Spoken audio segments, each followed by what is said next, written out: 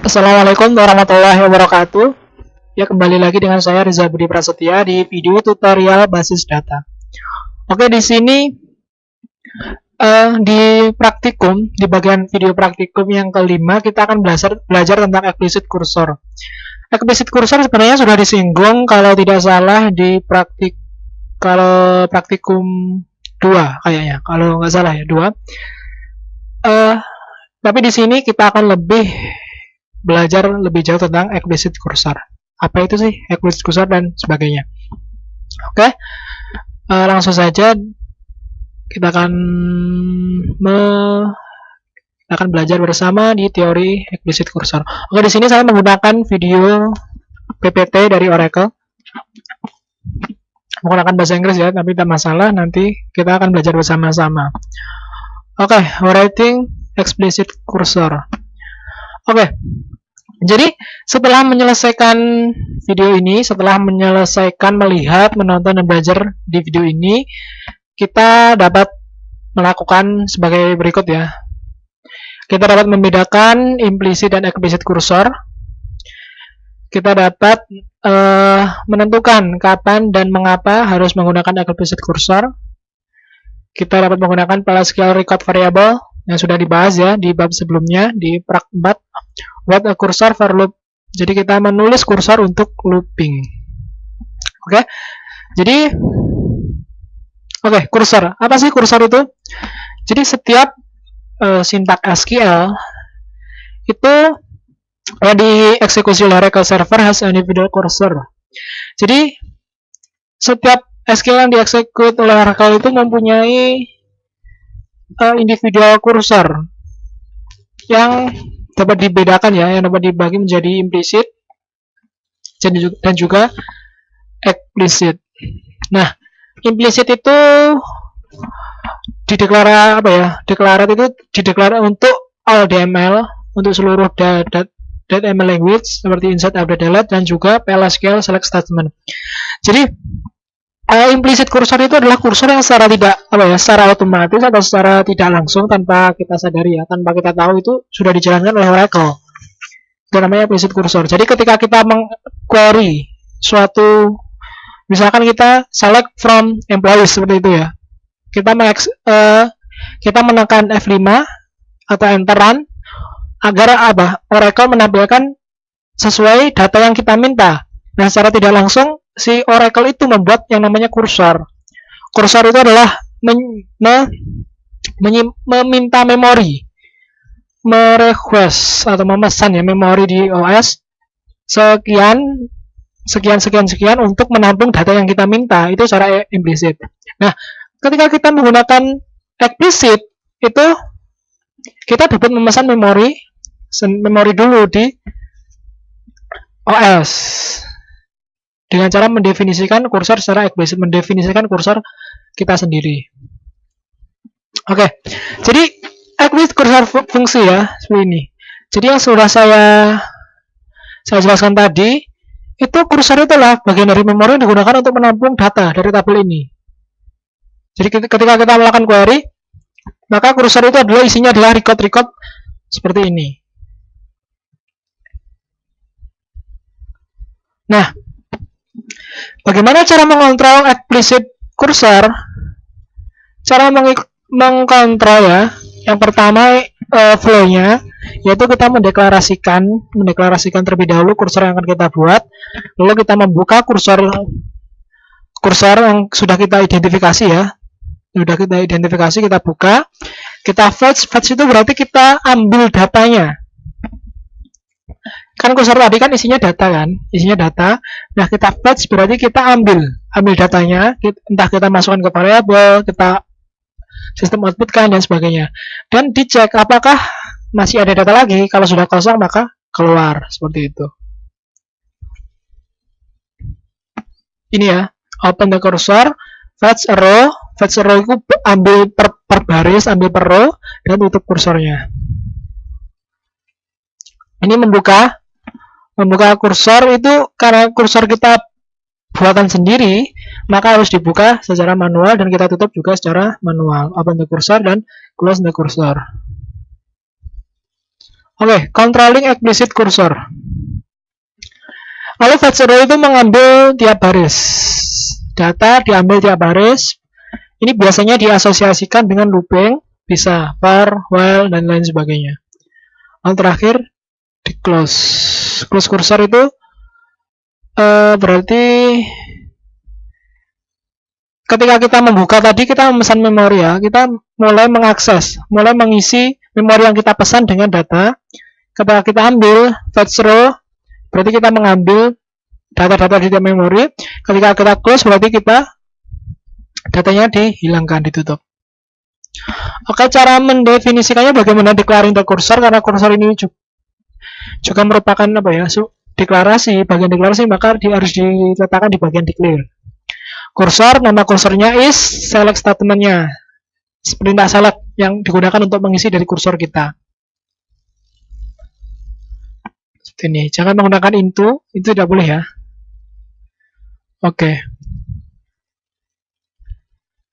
Kalau kita menggunakan spesifik sequence itu urutan yang khusus, maka kita menggunakan order by, itu juga boleh. Oke, seperti ini teman-teman. Di bagian declare dan begin.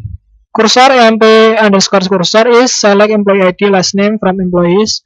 Cursor depth cursor is select bintang from department where location ID sama 170. Ini contoh mendefinisikan kursor. Nah, nanti di bagian begin, di bagian proses, nanti yang akan kita akses adalah namanya, nama dari kursor kita.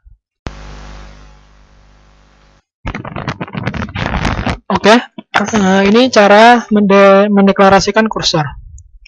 Nah, ini di bagian proses, cara membuka kursor yaitu kita menggunakan open lalu nama kursornya. Jadi open ini, fungsi dari open ini adalah mengeksekusi dari query kita ya, mengeksekusi query kita yang telah kita definisikan sebelumnya. Dan juga mendefinisikan active seed. Active seed itu memori tadi.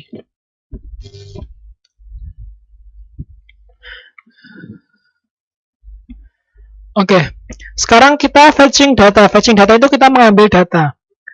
Nah, fetching data sintaknya seperti ini, fetch cursor underscore name into variable apa, variable 1, variable 2, atau juga dapat menggunakan record gitu.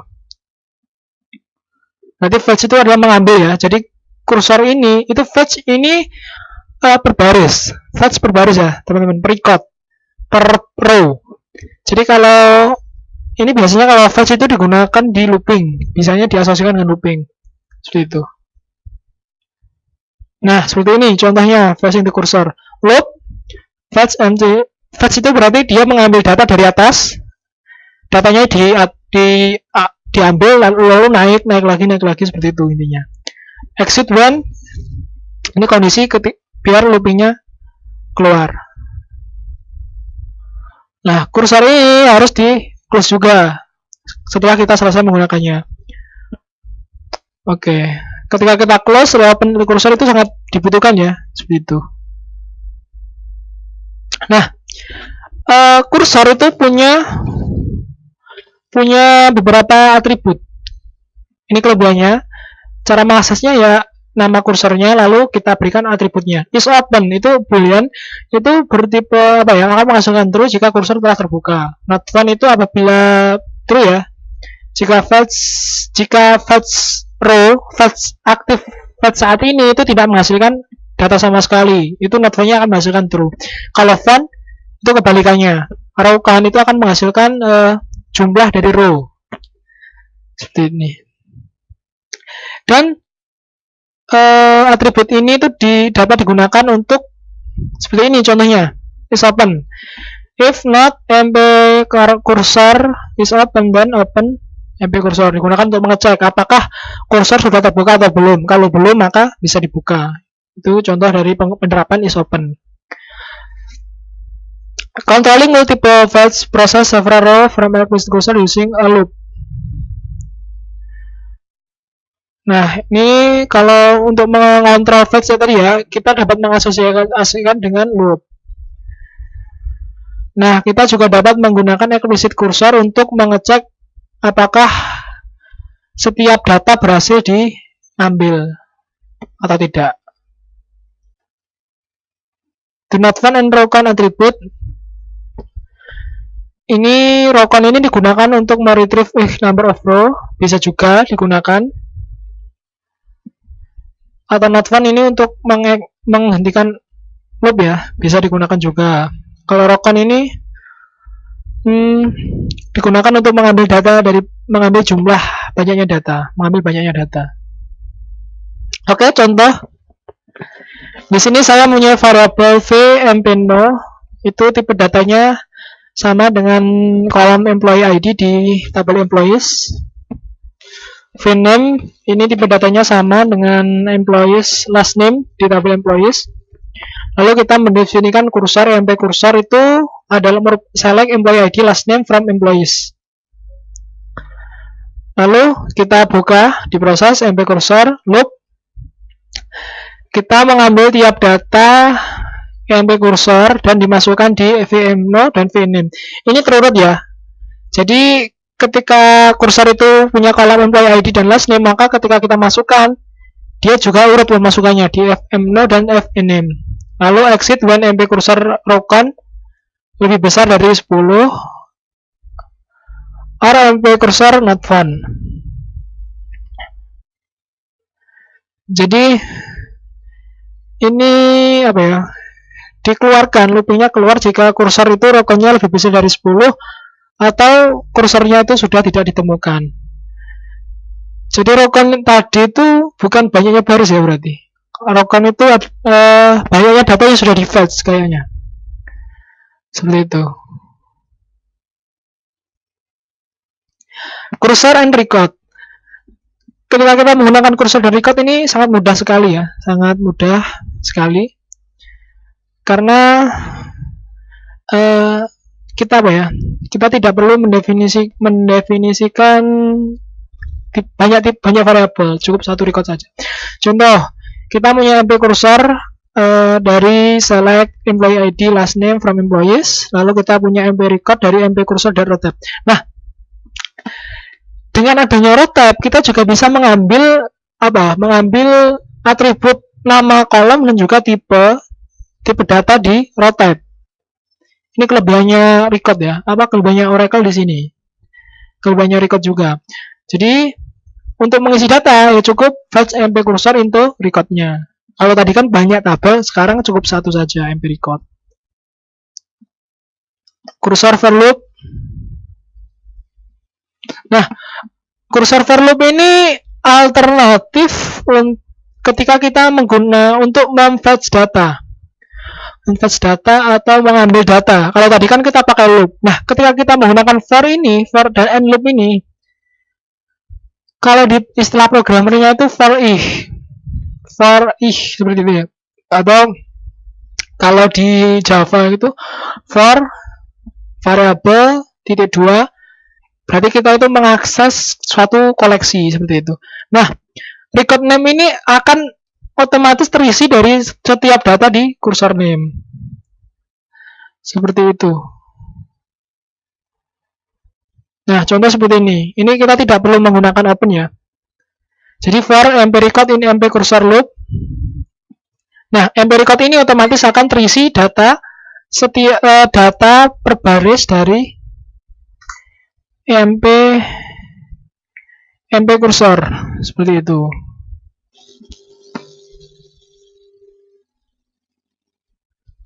Oke.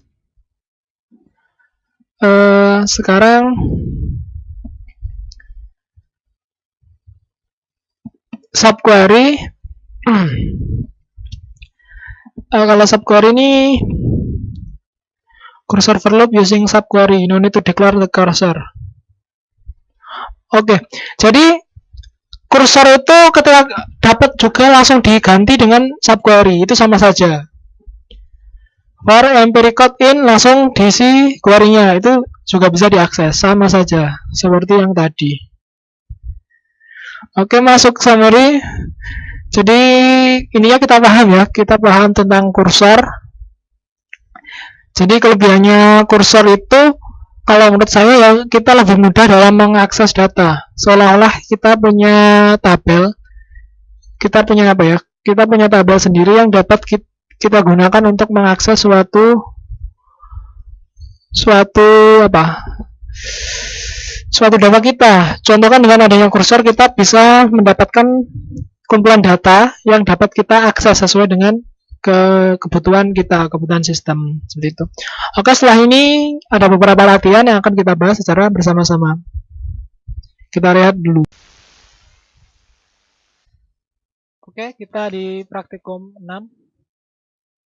Di praktikum 5 maksudnya di membahas tentang explicit cursor. Oke, di sini ada 3 latihan. Yang pertama, jalankan skrip berikut untuk membuat tabel baru dengan nama TopDocs.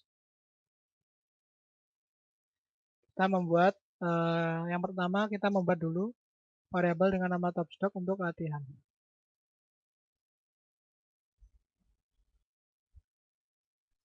Oke. Create TopDocs.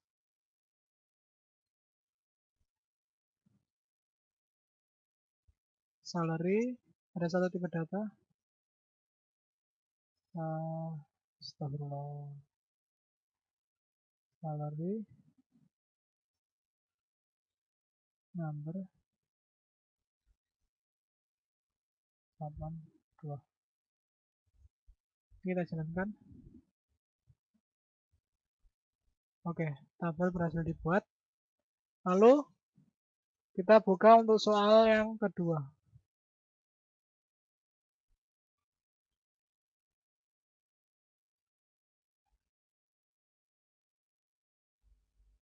Soal yang kedua, kita disuruh untuk buat program PLSQL untuk menyimpan data N pegawai yang memiliki gaji tertinggi. Misal N diinputkan nilainya 5, berarti menampilkan 5 pegawai yang memiliki gaji tertinggi.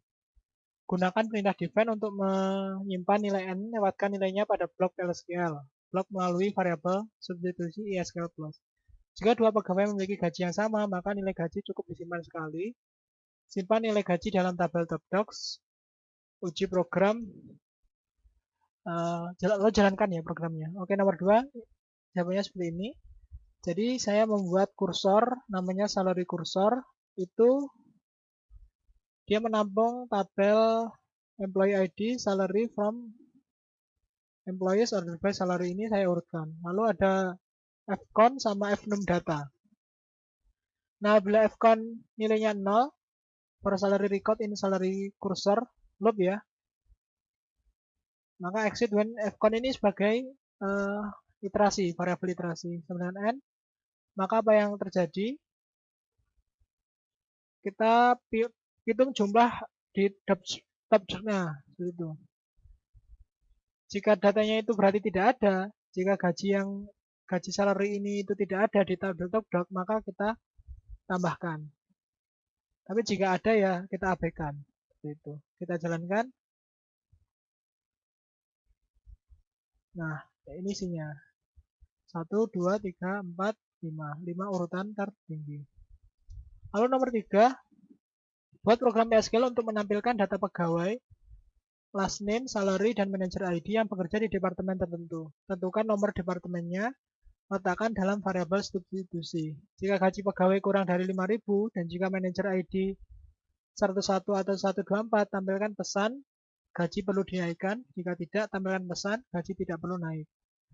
Oke, jadi buat program PLSQL untuk menampilkan data pegawai, last name, salary, dan manager ID. Jika yang bekerja di departemen tertentu, tentukan nomor departemennya, letakkan dalam variabel substitusi. Oke, jadi yang kita membuat menampilkan data pegawai, last name, salary, dan manager ID yang bekerja pada departemen tertentu.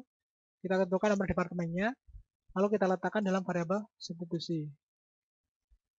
Oke, jika gaji pegawai kurang 5.000 dan manajer ID-nya 11 atau 124, gaji perlu dinaikkan.